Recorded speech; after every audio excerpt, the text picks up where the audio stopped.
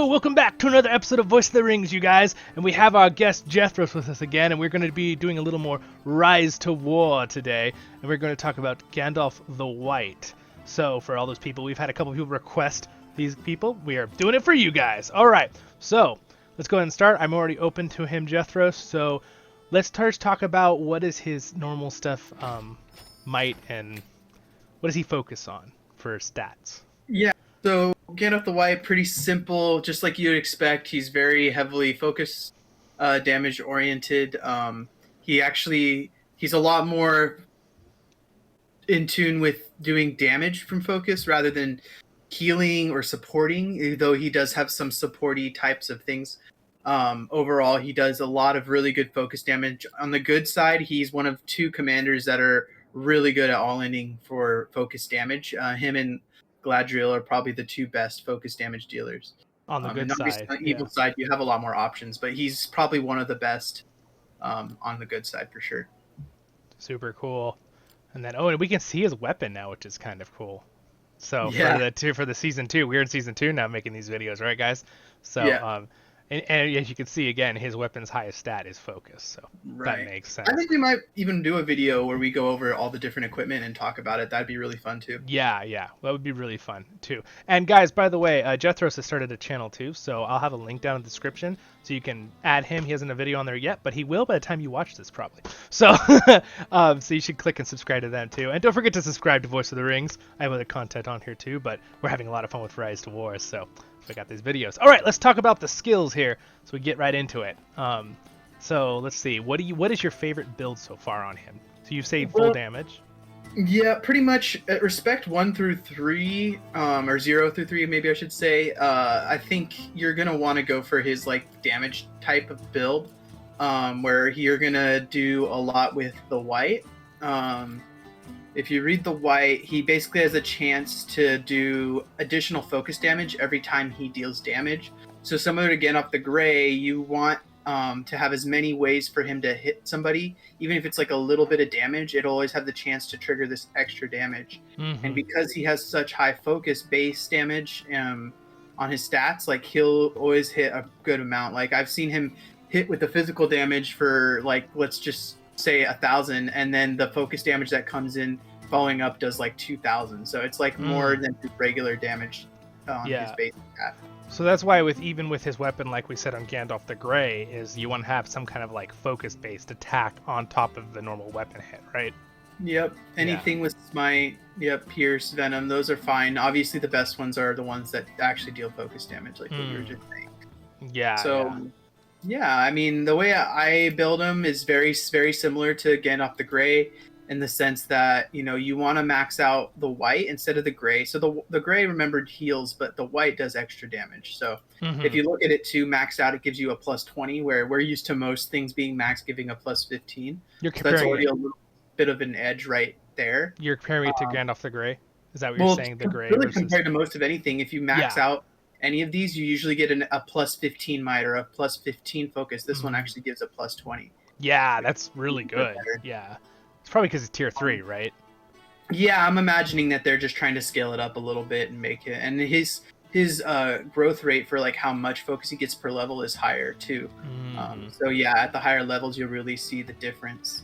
So it's really not too much to talk about. It's pretty simple if you just looked at it. I think most of you guys would be able to think about, hey, this is what we should do. But you've got Blindside, which does the stun, so you want at least 1 point in that. Early on, it's already really helping you out for stunning one enemy. Then your magical barrier up here will give you defense, and it will give you extra defense based on your focus, which is excellent because he's got focus. So really good. I think what I'm noticing is that the effect is modified by about 10% of whatever your focus stat is. So if you have 200 focus on him, it would give an extra 2 defense on that. So that's what I noticed it with just 1 point in it. And I don't know if the modification goes higher as you put more points into it. That will take more testing. Yeah. But yeah, after you max out the white, after you get your 1 point in Blindside, I don't know that I would do Magical Barrier right away. What I'd probably do is I would put 2 points in Wizard and 1 point in Surge. Mm-hmm. Because if you remember what Surge does, it's 2 different attacks. So as it attacks twice, that's 2 more chances to hit the white, and that's good. And Mm-hmm. then also the damage scaling on Surge is better than it is on Blindside. So I think after you get to where you have a little bit of those 1 point in Blindside, 1 point in Surge, I would just start doing points, 2 more points in Wizard and 1 point in Surge until you get that maxed out. Mm-hmm. And And then from sorry yeah, to sorry, go ahead. interrupt. I was gonna say, in pipeweed, you kind of stay clear of that, right? You're kind of just For now, yeah. I mean, it would yeah. definitely be what you want to do near the end when If you you're had a getting lot of points.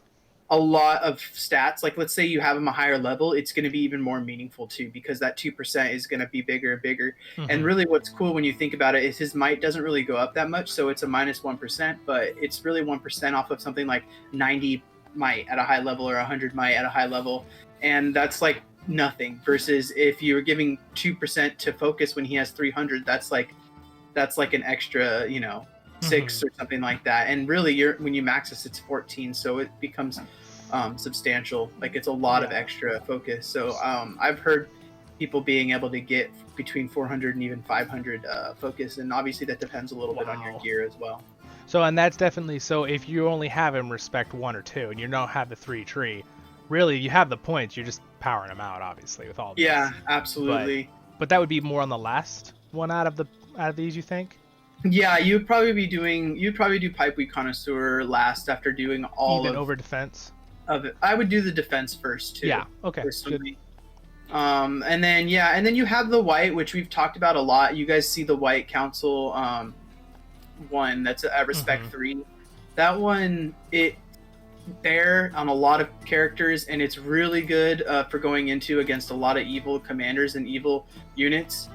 Things are a little bit weird now in season 2 because you either are going to see more or less of them. We're not sure yet till the meta shapes up more and we get to do more fighting, more battles. But we have to see if there's certain evil units that people really like using. I think a lot of people will like using the evil units that do burn damage instead of Mm. regular physical damage, so that they can go past your defensive stats. And Mm. I think that it's going to be more meaningful to get something like High Alert in the near future now, if people have access to those that aren't just on the evil side, because it seems like a very popular option from people last season who were on evil. And so looking forward, we can kind of maybe consider that this could be almost a staple in the near future, which maybe is even what they were thinking when they made all these characters having White Council. Mm-hmm. Thinking That might ahead be for season 2, maybe even. Yeah. That's good. All right. This is good too because I don't know anything about really Gandalf the White too much since you have him and I don't, so I can yeah, ask questions that I would think other people would want to know too. Um, absolutely. so then, what about the 2 other High Alert and Champion of Light? Real quick, just again, they look like they're for helping you Yeah, I mean, against evil. I would not be surprised if you see a lot of people on good side using trolls as a front line. People Mm-hmm. that don't any good commander that doesn't use mounted units as their main source of damage is probably going to try and get trolls in the future Mm-hmm. here to be able to be a good solid front line. And so things like this Champion of Light, and also things like Giant Slayer and some commanders that are more damage dealing focused, might be a lot more relevant here in the meta, depending on how it shapes up. So Mm-hmm. I'm kind of looking forward to having a little more variety and maybe being forced to, in some ways, use this tree for maximum efficiency in PvP as well as for taking high level tiles. Got it. Got it. So and then so if you have respect 5 then too, right? Yeah, So basically, it looks like it's more into doing end game and horse stuff, right? Because he's got horsemanship at the top. So this yeah. is basically more of a so White Rider. What is Definitely. So yeah? White Rider, basically it's a stacking damage increase to your enemy. So Mm-hmm. basically they receive additional damage every time you hit them, and it stacks up to 4 times. So at the max level, I don't know what that would be off the top of my head right now. Yeah, but it's 15, probably pretty good. 7.5, and then 4 stacks that goes up to 15. So it'd be 30% extra damage after the 4th hit, right? That's really good. Um, Yeah, so yeah, that's really good. And if you think about it too, and since army Gandalf has speed. ways to trigger and hit multiple different times in different ways, this stacks up in like round 2 sometimes because you're triggering a white, The dealing white over damage and on the over. unit. Blind side will come up on round 3. Surge will hit Mm-hmm. 2 different units on round 2. So yeah, this is going to be super strong because of all his ways of doing extra damage. So that's Cool. really, really good. Sweet. And then basically generically reinforcements, we already all know what that is. It's kind of covering it up from the thing, but that's round 7, 2 allied units recover 17% health each round. So that's kind of like the end of the fight. So probably not quite as important as everything else you could put in the tree, Yeah, right? it depends what you're doing. I mean, Mm-hmm. anything that's late game healing is more meant and more useful for whenever you have extended fights, and a lot of PvP will be this way. So it's definitely really good. It is a little bit limited because it has the 2 ally units instead of all allied units. So So that's you what, have to think about your army composition when you do that. But I mean, with Gandalf, you can go for more. Like when you go into horsemanship and you get mounted units, they get a lot of extra damage. So mm-hmm. you would probably mix, cataphracts in the front with bow knights in the back to get the most out of this skill. But you also could consider having 2 melee front lines that because melees tend to be a little tankier than the bow knights, and since he's doing so much damage himself that you're fine with being tankier, and then you're going to get more value out of reinforcements because the reinforcement scales with the health of the unit that you have. And so something like a what do you call those things that hit the cavaliers? The cavaliers have higher base health than the bow knights do. And then of course if you're another faction too, like endgame, some have horses. That could be better too, right? Like Dol Knights with Gondor, and then there's a couple other If factions. you have tier 4 horses, then this is just there's no question that you would go into these if you have horsemanship. Okay, all right, sweet. Yeah. So then your best thing if you're tier 5, real quick, 30 seconds. What is the best? We know what tier 1 would be good, the best. But what would your best matchup of skills be? If you only have the 55 points or whatever. It would be you would still start off with the white for his damage. Blindside. But you would do 15 in the white and 1 point in blindside. And then I would start doing, and I would do actually 2 points in wizard and 1 point in surge. Okay. And then after that, so that's like what, 16, 17, 18, 19 points. After that, then I would max out white rider. And then you still have a lot of versatility there to use whatever type of armies you have while you're leveling your Gandalf. And then eventually, by the midpoint of the game, later point in the game, like we are now personally for our season 2, you're going to be able to get access to a lot more horse units, and then you want to start leveling horsemanship and reinforcements after that. So you would definitely end up maxing out White Rider by 50, I believe. You would just have a couple points in Wizard and in Surge, and then you probably couldn't max that out.